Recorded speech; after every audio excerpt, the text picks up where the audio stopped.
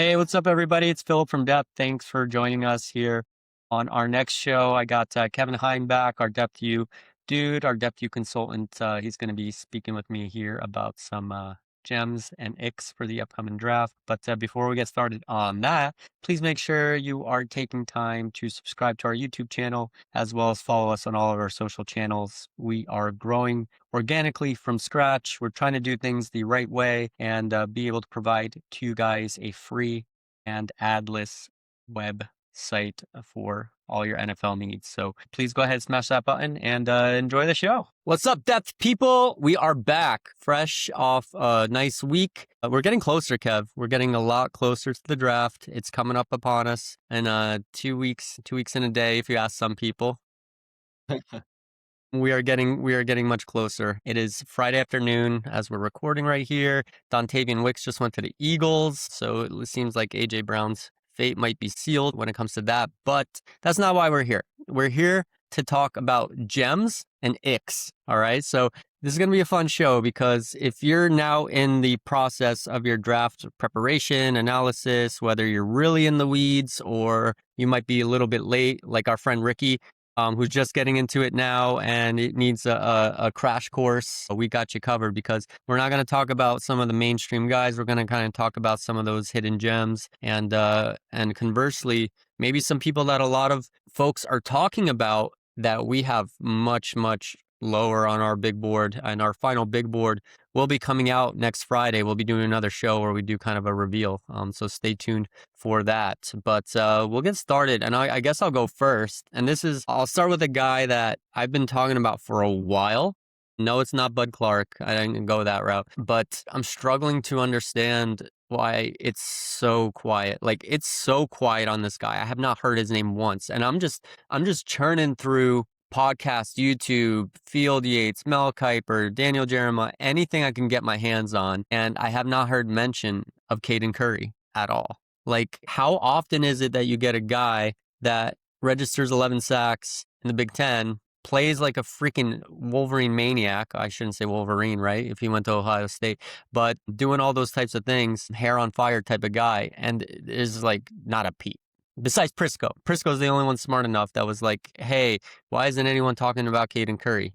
He did tweet that out. But like looking at our write-up, man, over 400 special team snaps too as a senior. Like, that's good injury history, first step burst, bull rush, 3-down defender. Like the only bad thing is maybe shorter arms is killing him, right? And I could understand. Yeah. And I can see that. Like my comp for him was Chris Long.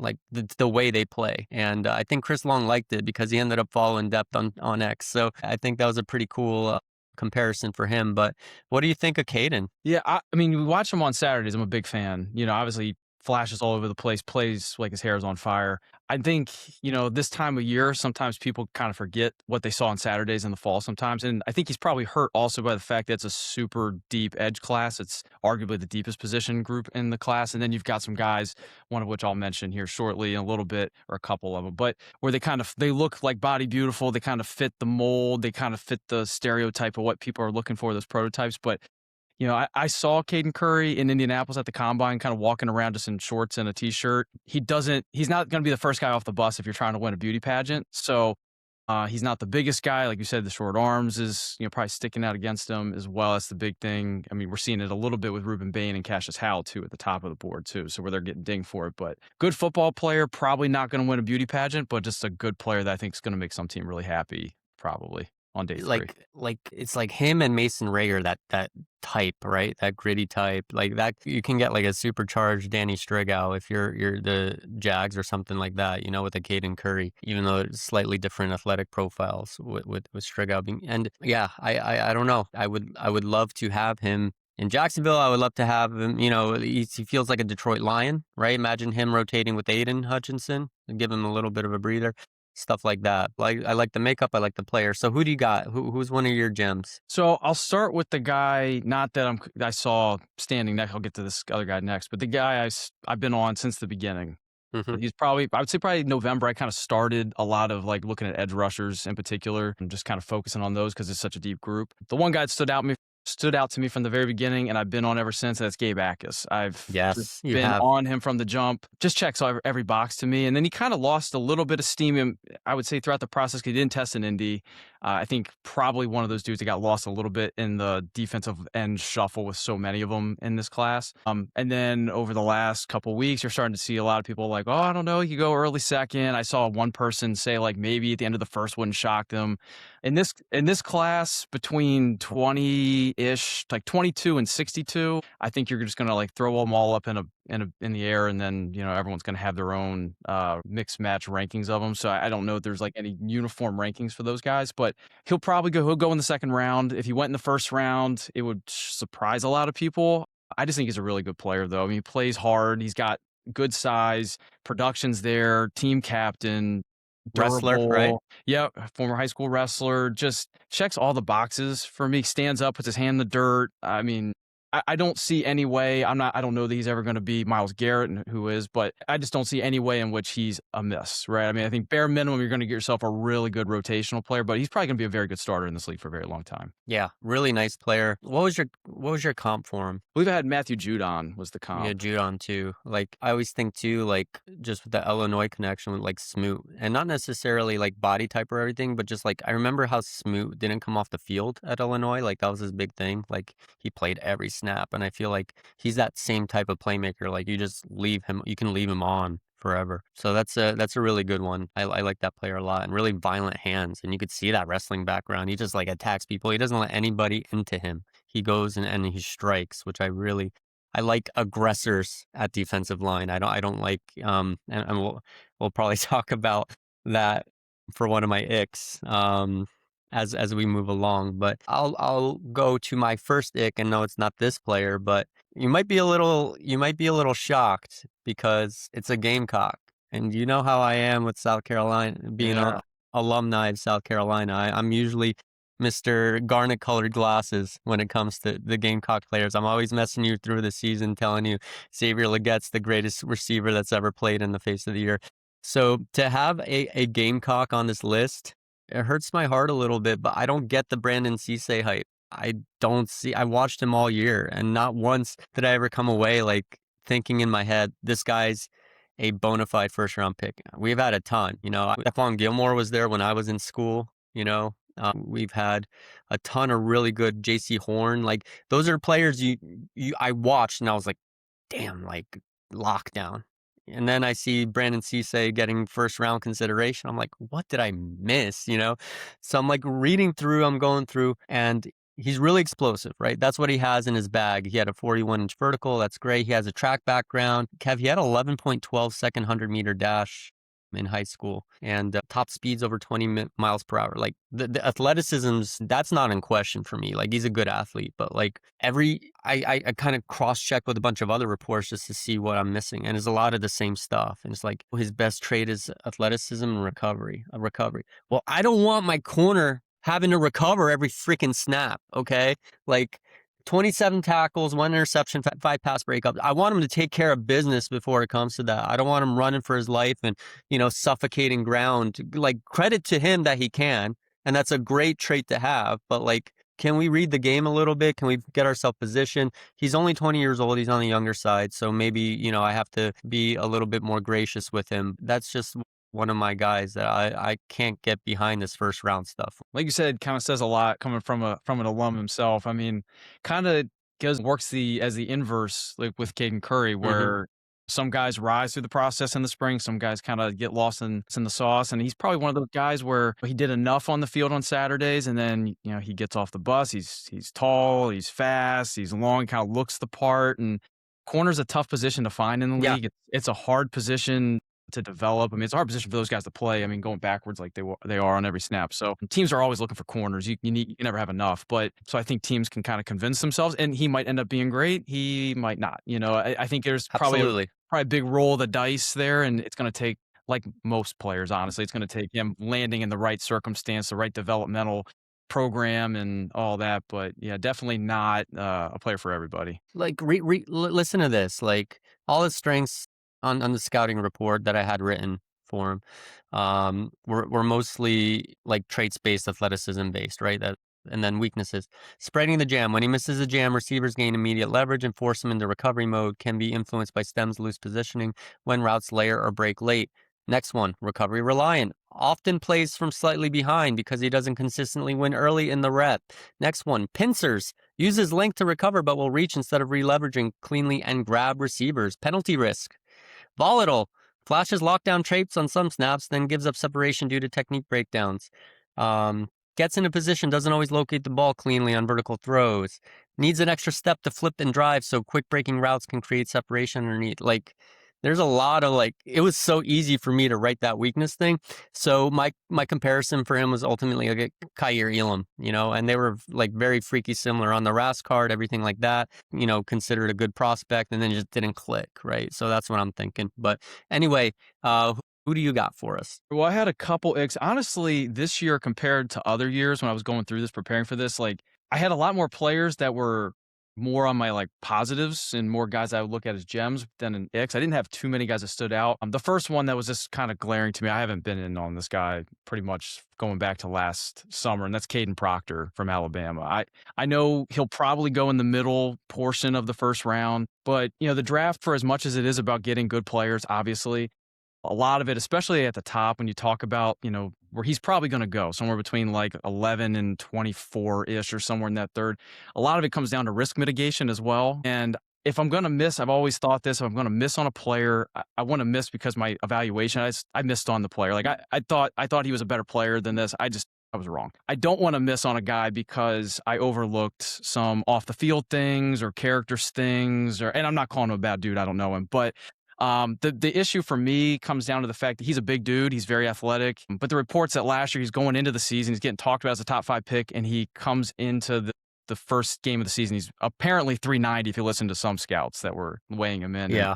Got the numbers from the people at Alabama. So I don't know. I don't want to roll the dice personally. If I was the GM that had to turn a card in with the 15th pick of the draft and say, I'm going to turn a card in on a lineman that has weight issues. And I think he's a guard too. I don't think he's a tackle personally. That's just me as well. Yeah. And if you listen to DJ, he's adamant that 17 is the floor. The Lions, he's not going to get past the Lions, no matter what. Apparently that's their guy, which to me, I would think more maybe like a Monroe Freeling type, who's a more carbon copy of Taylor Decker, who's leaving, someone like that. But if they are planning on moving over Penei Sewell to left tackle, then Proctor might be a better right tackle. But then you're just getting into J.C. Latham 2.0. Who hasn't done much, right? Is a lot of those Alabama O-line, they just seem to get funneled into that spots. Yeah, Kadyn Proctor, I can see it for sure. And it's crazy because some people are now I don't know if it's agent inflated or what, but pumping it up to maybe 6 to Cleveland. And that would probably just drive you nuts if you see that happen.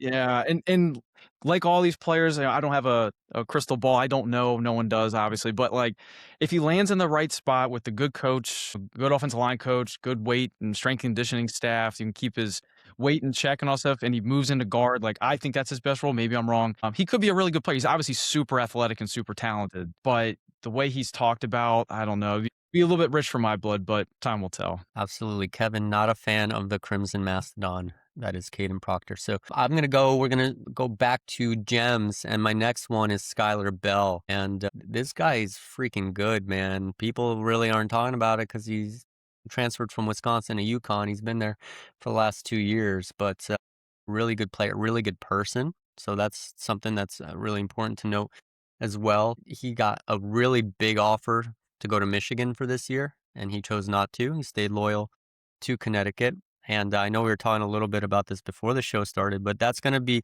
I think, a really big topic in terms of how evaluators see that in this new NIL era. When players choose to stay loyal, are they checking that as a box in the positives, or are evaluators looking at that saying, man, he doesn't want to be challenged, he's comfortable, and there's no growth through comfort? So that's going to be a really interesting dynamic on how stuff like that is viewed. But when I watch him, he is smooth and crisp as you can get as a route runner. Spectacular catches, the whole kit and caboodle. I have written in my notes here, typewriter feet, smooth operator, metronome, yak demon. Those are all great things. I think he averaged his after catch score for us for depth, 4.92 out of 5, almost perfect. really, really efficient mover. And when I watched him, his route running to me was very similar like a Stephon Diggs. You know how fluid he was coming out of Maryland and everything like that. But he's a much better athlete than Diggs. You put their RAS cards together and it's really no comparison. So who I compared him to, Kev? Roddy White, who was also a wrestler. I don't know if you knew that. A rare wide receiver wrestler. We don't see a lot of those, but just really good player. And for Jags fans listening, coached by Nunzio Campanelli at UConn, his offensive coordinator, which you should know that name. Might be an interesting connection as we go through. Yeah, he's a good player. He's probably fallen victim to like the fact that one, he's a UConn kid and people aren't watching UConn on Saturdays most of the time. So like during the fall, like the mainstream people outside of scouts are not really watching them. But beyond that, I mean, wide receivers, there's a lot of them this year. There are most years, it seems like, in the last like decade plus. But so it kind of comes down to your flavor, but yeah, he's my type of receiver. I like those types of guys that are smooth. I don't personally, for me, I don't go more so for the receivers that are like they check all the boxes athletically, but they're super raw. And he's a natural receiver and also a good athlete too. So he also has that going for him. But yeah, he's going to be a good player. Probably go on day 2 and make some team really happy. Awesome. Who you got for us next? So we'll go back to the edge well here. So I talked about with Caden Curry. So in Indy, I saw him, Caden Curry, come up and at the combine, all these guys are at the convention center. They're walking around. They're in their shorts, T-shirts. They're going through stuff with their coaches. And Caden Curry's not the most physically impressive guy just on the hoof, but then he had a couple of his other guys that he was working out with that were also edge rushers, one of which was R. Mason Thomas, who's, not the biggest. Son of a gun. That's one of mine. I got to pivot. Well, no, you can have him because I'm going to go to the other guy that was with him. R. Mason Thomas looked pretty impressive. And then there was another guy that came up right after him. And I was like, because I can't see who they're, what they're wearing. I see DL or whatever position in their number. So I had to look it up. So I'm like, who is that dude? And it's Keyron Crawford from Auburn. Yeah. Like that. He walked around the corner and I was like, all right, that's what it looks like. He's just a kid that when, people throw this cliche around all the time, arrows pointing straight up, high ceiling, all that kind of stuff. People talk about that stuff all the time. This time of year, I legitimately think it's true with him. I mean, this is a kid who's gotten better every single year, came from a smaller school, moved up to Auburn the last couple years, has really just taken his game up each of the last few years. Really looked good at the Senior Bowl too. He's a natural athlete. He's a basketball player by trade and then, moved to football. He's a senior in high school, but he has a little bit shorter arms. Outside of that, I mean, he's body beautiful outside of that. He looks the part. He can stand up. Prototype. In the dirt. Yeah, he's what you look for. I think I've seen him. Some people talk about him in the second round. He'll go day 2. I don't know what he'll look like year 1. It might take some time for him to, again, he's newer to football compared to these other players. A year or 2 from now, it would not shock me if people are like, how the hell did that kid get to pick, 74, or something like that. Yeah, I can't remember if we did a write-up for him yet, but just listening to you, right, in your analysis, I hear Danielle Hunter, like that body beautiful, like prototype in the lab. You were to football, great athlete, and then in first couple, maybe not as productive, like as in college. Remember Danielle Hunter, like didn't do crap in college. And then all of a sudden he's making $40 million a year now with the Texans. On the hoof, I think that someone like that makes total sense there. So, all right, I'll go to my next ick, and I already let the cat out of the bag, and it's R. Mason Thomas. And look, I was watching the CBS mock draft, I think yesterday or the day before, and Pete Prisco had him going 12 to Dallas. I almost fell out of my chair. I almost had a heart attack, and I was like, man, that's crazy, because I think he's becoming the benefactor of Nick Bonito and his ascension, because they see that Oklahoma, they see that speed twitch, and they see the shorter arms, and they're like, oh, he's just going to be Nick Bonito in the league. But I don't see it, man. Like, number one, you know me, I don't like durability issues, and he's not always the most reliable in terms of being available. 2.95 out of 5 durability score on our rankings here, but undersized as heck. And I don't think he has. Cassius Al has short arms. He's a little, on that more undersized, like speed fastball type. But I don't see that kind of bag with R. Mason Thomas, and that's just me. And that's the tough thing about this, right? Because like you'll go through all these prospects, and I see people on Twitter all the time, like just talking up every single player under the sun, right? And it can get exhausting. But the truth of the matter is, when you go back and look at these drafts year after year and the whole list of players at different positions, more than 50% of them do not pan out. They will not get second contracts. So to think everybody's just going to be great and a thing is just not realistic. So at some point we have to stand on something, and kind of plant our flag that, hey, I'm not rolling the dice on this guy, and that's going to be our Mason Thomas for me. I might end up looking crazy at the end of the day, like you said, but just not my jam. I think and I'm not as against him or Hmm. as I don't know, icked out by him, but I But do you said think he's goofy. yeah. Yeah. Firsthand account of goofiness. Yeah, I did see him training up there and working. I mean, they're just out here doing like the Sure. running and stretching and stuff like that. Inside scoop, he did talk about how he ate too much ice cream the night before That's a working red out. flag too. I What the did hell? I did hear him say that as I was typing on my computer, and he was I'm about feeling 10 better yards. and better about this. I do think, even as a guy who's not completely against him as a player, I do think the idea of him going top 15 that's way Nuts. too rich for even my blood. Yeah. That's too much. I think he'll probably settle in somewhere in the second round, depending on, I mean, I think there could be a big run on the edge rushers, with the Ackases, Derek Moores, and Malachi Lawrence, depending on where he goes, stuff like that. Between that like 25 and 50 range, he'll probably settle in there. But yeah, 12 would be way too rich for me. Yeah. Awesome. Well, who do you got for Nick? So I kind of went in that same range of the draft. Also on the defensive line, I went with Caleb Banks personally. So I'm Ooh, spicy. so this one's tough for me because I think I remember talking to you probably during his with the 24 season, and I watched a handful of Gator games, with him on Saturdays, and he would pop off the screen multiple times. And it was like a stretch there in the middle of the season where it was like every single week, like, who is 88? Who is this Yeah. dude? I And remember. yeah, I just started like making note of it, and I was like, that's a guy for next year I got to look at. Now, he had the injury marred season. He plays in 3 games this year, and then he goes to the combine, breaks his foot. So he's got that to heal up on this offseason. So is that just a fluke thing that's happened over the last 12 months? Maybe, I don't know. I did see him walking around the convention center in Indy too. He is massive. I mean, he is legitimately, he looks the part. Now he could end up being Chris Jones. I have no idea. He looks the part. The Right. flashes are there. He loves Depending, football too, by all accounts. Like, yeah, characters is solid too. yeah.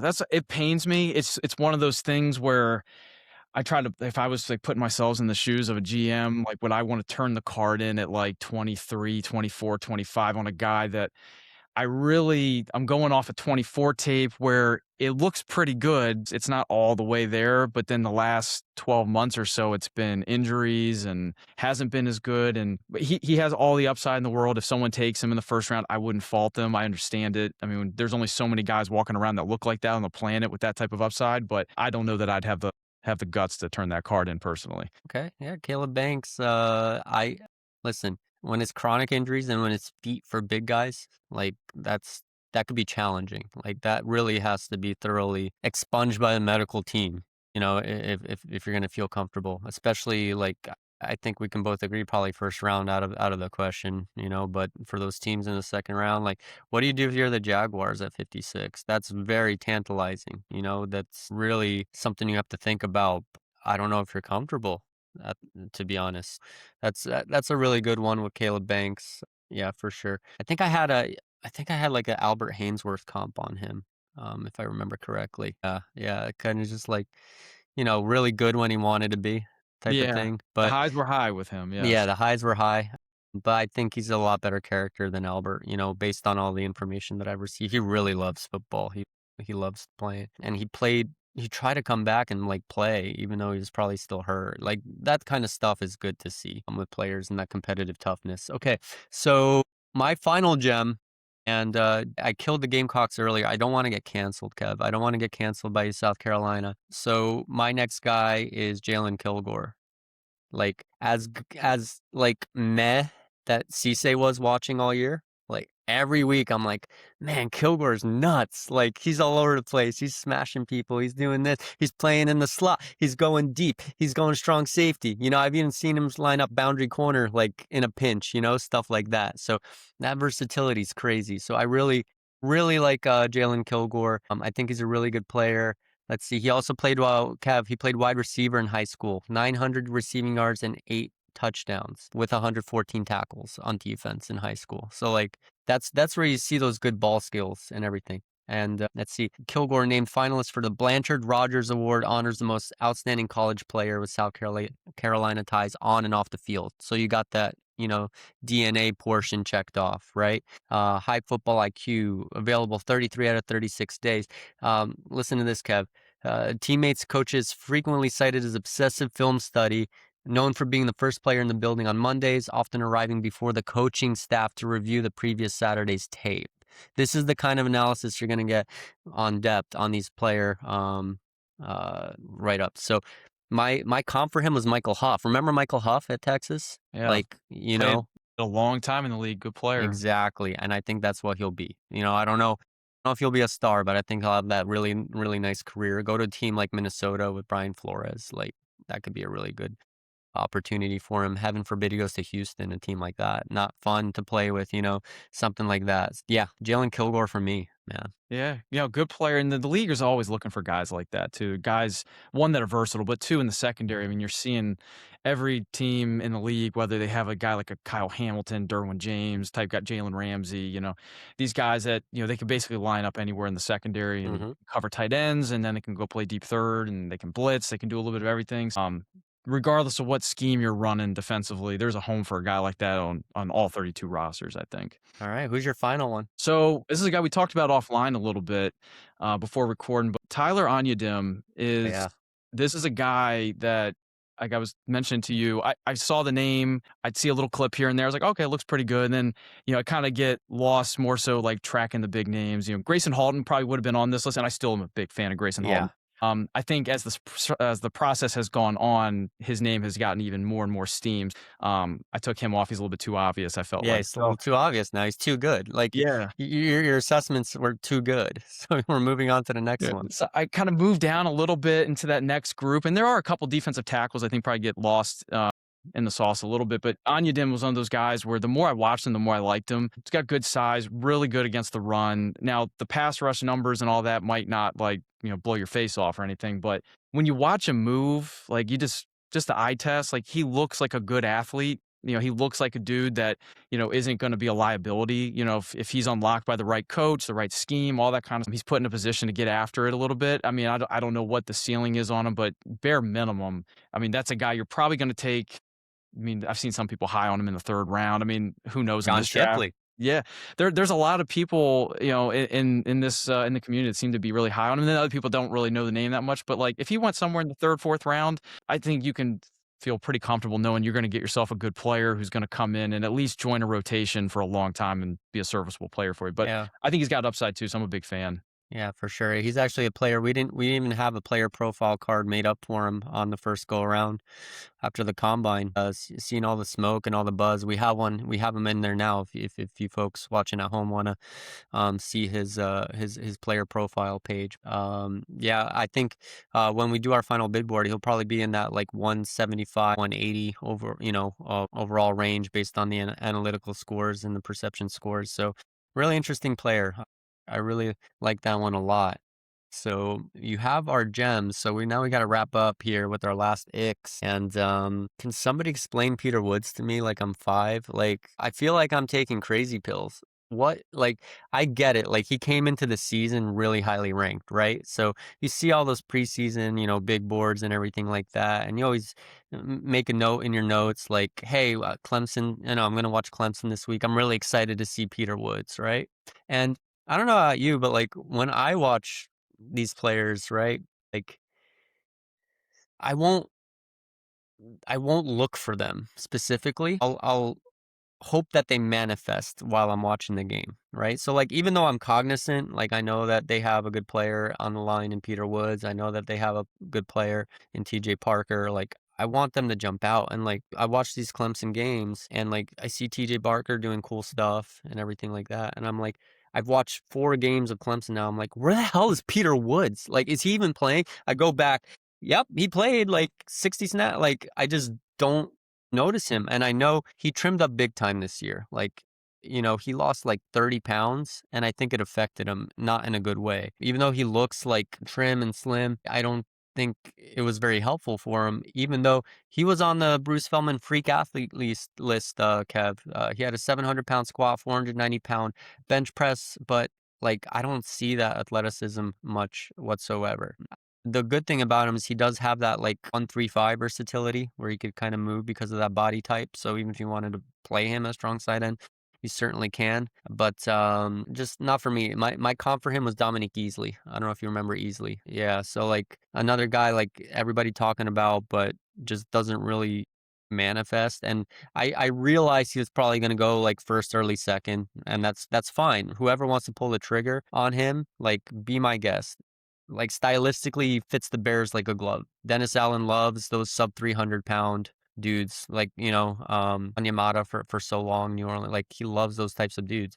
So, he might go there and be quite good in the right system, but just full disclosure, he'll probably end I think he's, like, 92 on our final big board, like, that far down. So, is much lower than the consensus. Yeah, it's funny, every year everyone kind of talks about, but you get those guys that are like bona fide first round picks, but you can kind of mix and match how you want to rank them. And then you get the toss up guys and you get those guys that Mhm. are day two players. And the day two guys, they all have their own warts, issues, concerns, and sometimes it's injury, sometimes it's character, sometimes it's, I think in Peter Woods' case, the 24 tape is better than the 25 tape. So like Yeah, you're wondering which player you drafting. So he'll probably go somewhere, like you said, late first, early second. I don't know that, based off of, I think if he got into the 50s mhm. at the late, I think someone would be able to say, look, it's a position that's not the super deepest position in this class. It's a very valuable position. And if we do hit on this dude, that's the 24 Yeah, version, we might have ourselves a gem here that we're taking at 52 or something. I don't know. for So sure.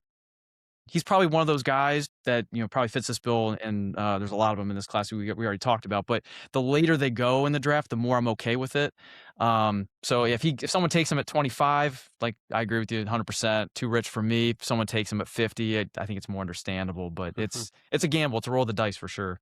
It is. Yep, for sure. Alright, who you got for the last one? Let's wrap us up. So I almost went with a cop out and said every quarterback not named Fernando Mendoza. So I almost did that, but I picked one just to go with it. So Ty Simpson, I'm not gonna pick him, but Okay, I was gonna say. I'll spare him because I do think, like most players, if given the right set of circumstances, right coach, and all that stuff, I think he can be a functional starting Yeah. quarterback for a team. It's I mean, if I was his agent or his parents, I'd be praying that I go to Sean McVay and the Rams or Mhm. something like that in the second round. If Not Arizona and Monty Austin for it? You're like, he needs the stars to align, Yeah. and then I think he can function and do pretty well. But the guy I picked, not that he's a first round, no one's talking about him anymore, thank God, but in this range. But Carson Beck, I don't get it. I don't understand it. I know a couple years ago, I think it was, before his last year at Georgia, people talked about him. I was like, oh my gosh, if he comes out, has another good year, look at him. He's going to go first round. He's in the mix. Even coming off of that good year at Georgia in 23, I didn't see it. Like, I was like, Mhm.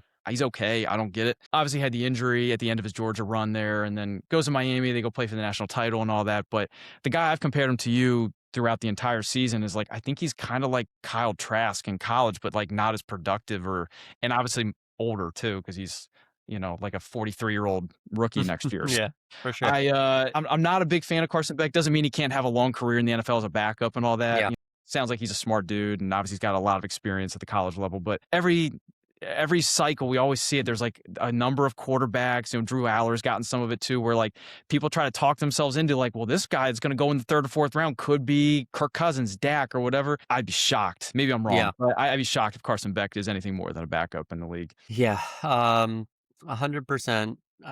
I see that for sure. What kind of bothered me whenever I watched Carson Beck, it wasn't even like what he was doing playing. It was like the body language. Like he would like scream at his teammates and stuff like that when he's over there ripping farts and stinking himself, Like I don't that bothers me. Like you listen, you're a quarterback, you take command, right? Like whatever you think you need to do to get things rolling, you do it. But like I think you need a little bit of credence to be able to do that, right? Like you have to earn that position. So based on some of how he was playing in games, it was always a little bit of a rough look for me. Yeah, the quarterback class stinks, right? So like, but I will tell you, one guy that I kind of like is Haynes King. Here's your bonus gem for the day. Like He's fun. Haynes, I don't know if he's an NFL quarterback, right? But like, hear me out. If he's your backup and you have to put him in the fourth quarter to win you the game with the lead, you're gonna win it every game, right? Like whatever he has to do, whether you just run RPO and wishbone stuff, or do some screens or something, he's going to win you that game. And more importantly than that, too, like, not only do you trust him in those situations, but backups don't really get any snaps all year. Imagine how valuable a guy like that is for like the practice squad or doing scout team, preparing for some of the mobile quarterbacks coming up. Stuff like that, given those types of looks. Like, I think the intangibles for a guy like that are through the roof. So there you go, a bonus gem. But that's all we got for you today. So keep an eye out. We're going to do another mock draft, right? On Monday, I think we'll do a mock draft Monday evening. You want to do 1 or 2 rounds? You want to do like a lightning 2 round? Yeah, Back why and not? forth? Screw Okay, it, why not? we'll do a 2-round mock on Monday, and then we'll do a final big board reveal on Friday, and then we're in the real thing, right? We're getting there. So awesome. Well, Kev, thanks so much for joining us, and everybody have a awesome weekend here coming up.